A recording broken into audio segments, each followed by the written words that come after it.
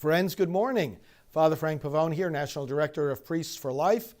13 days until Election Day, and I want to bring you today the second daily challenge. What we're doing is each day presenting you with an action item that we challenge you to undertake. It's nothing you haven't heard me say before, but we're packaging it this way to give one special action step each day that can help you, that can help us win these elections. And the action challenge for today is votinginfo.org. This is a simple website we've set up. It's chock full of information. And the idea is that it helps people understand where the candidates stand on the issues.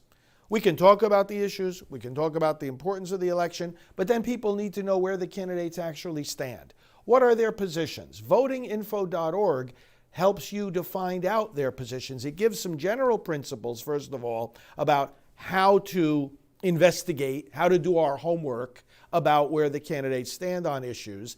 And then it goes into some very specific resources. Voter guides you can print and email, voter guides you can go to online. There's many groups putting out a lot of information, and we'll keep adding to it as we find more. But the resources there are going to give you, for example, the voting records of a candidate who's been a member of Congress already. How did they vote on particular issues? That's a pretty good way to find out where they stand on those issues. Were they endorsed by Planned Parenthood, or did they contribute to Planned Parenthood? That's another great way to find out where they stand, but not just in regard to abortion, but on all the issues. You can find information on the candidates not only on the federal level, but some of these resources that we point you to have the information even on a state level, a local level, and you will be impressed. Here's the challenge. Take the time to read that page today. Votinginfo.org. Go to it and take some time to read it. Then, part two of the challenge, of course, spread it to others. There are still undecided voters. Relatively small percentage, but there are still undecided voters, and some of them may be in your path. Some of them may be in your circle of influence. Why not spread to those that you can reach the information at votinginfo.org? You may want to give them the website itself, or you may want to give them any one of the various links that are on there, depending on what you think they may need. This is so important. This can be the deciding factor for people. These are helpful resources that many people have put together. And here's the bottom line. Our responsibility to vote carries a corollary responsibility to prepare to vote. In other words, we don't want to go into the voting booth or receive our ballot to fill out, and that we don't want it to be that the first time we're seeing the names on the ballot, or perhaps there are some ballot initiatives in your state, we don't want the first time we see it to be the time that we actually have to fill it out.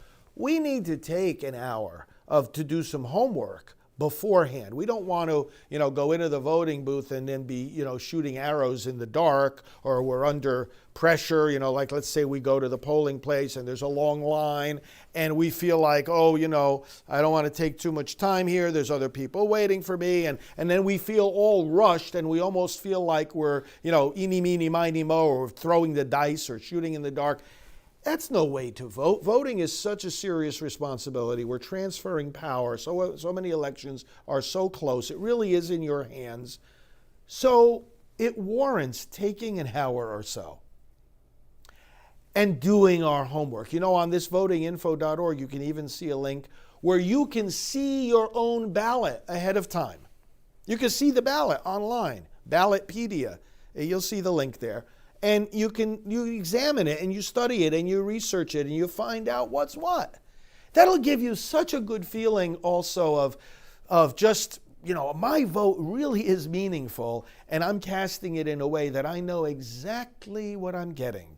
If I choose candidate A, I know exactly what I'm getting if I choose candidate B. Some of these resources, like I say, are it's very objective information. I mean, how did the candidate vote on a particular issue? It goes beyond, it gets you beyond the rhetoric. A candidate might say, oh yes, oh no, I believe very much in the value of human life. And then you go to votinginfo.org and you click on the place where you see the voting record and you look up that candidate and you see that he voted 10 times, against the protection of children in the womb. Well, the rhetoric doesn't matter anymore, does it? How did that candidate actually vote?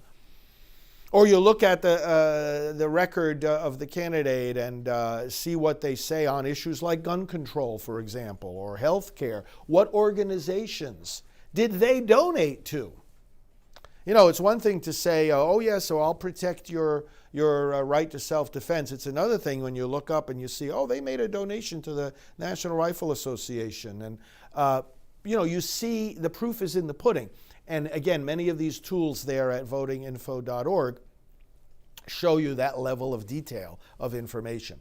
The other thing to keep in mind is that many of these voter guides are legally prepared for use by churches and tax-exempt organizations. So you can even download and print some of these materials that are there and bring them to your church or bring them to your prayer group, bring them to your Bible study, bring them to wherever you have a circle of influence, and encourage your pastor, for example, to give them out. We still have 2 weekends before the election.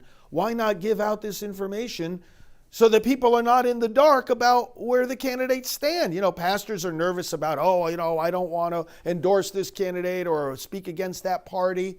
They don't have to. All you're doing is informing the people. Do you want the people to make an informed choice in the election or not?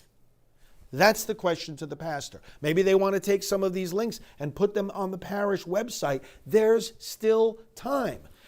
Take some of these things, or just votinginfo.org. What if you bring it to the person who's responsible in your church for what goes into the parish bulletin and say, look, what we're trying to do here is just provide a helpful resource so that the voters can find the information on the candidates. Could you put this in the church bulletin?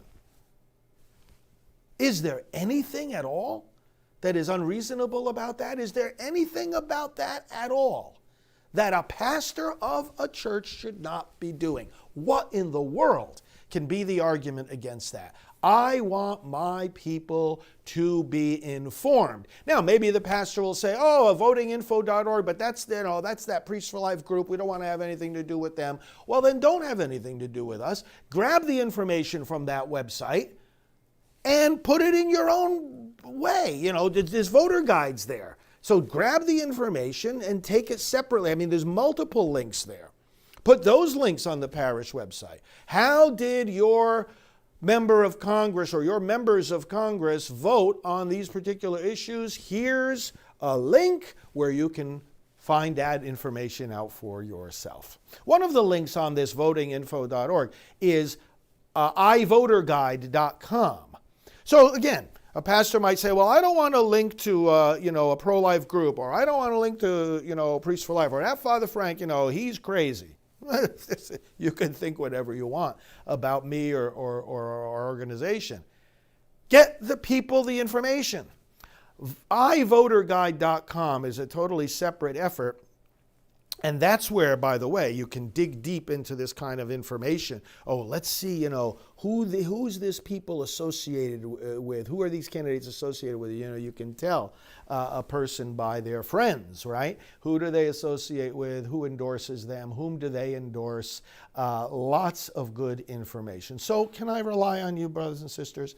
We reach a lot of people by these broadcasts, but there are voters, listen, that only you can reach. This election is in your hands. Whom can you reach today with this information? Whom can you reach tomorrow? We have 13 days. People are voting right now. Anything and everything that you can put aside until after November 3rd, put it aside and just focus on gathering the like-minded voters right now.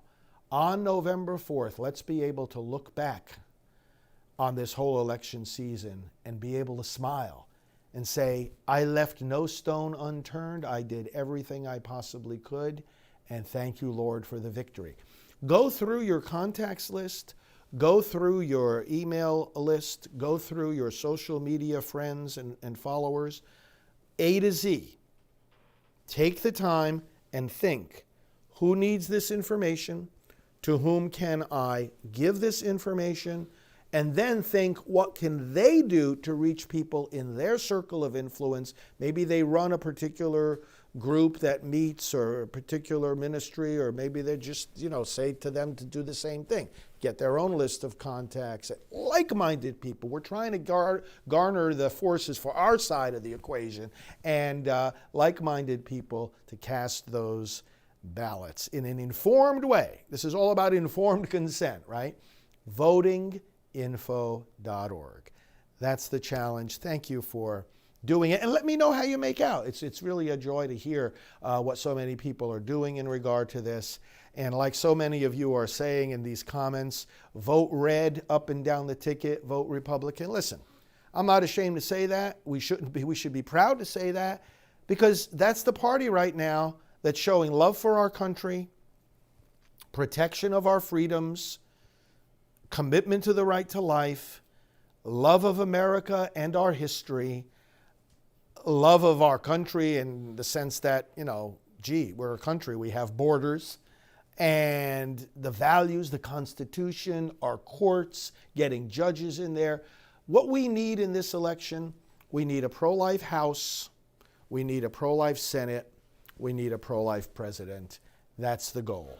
So thank you, friends, for all that you're doing, and we'll be in contact with you throughout the day. Father Frank Pavone here of Priests for Life. God bless. I think we have Richard Lee, we have Jim Garlow, and we have Father Frank Pavone, someplace there in the audience, so I appreciate you. I appreciate you.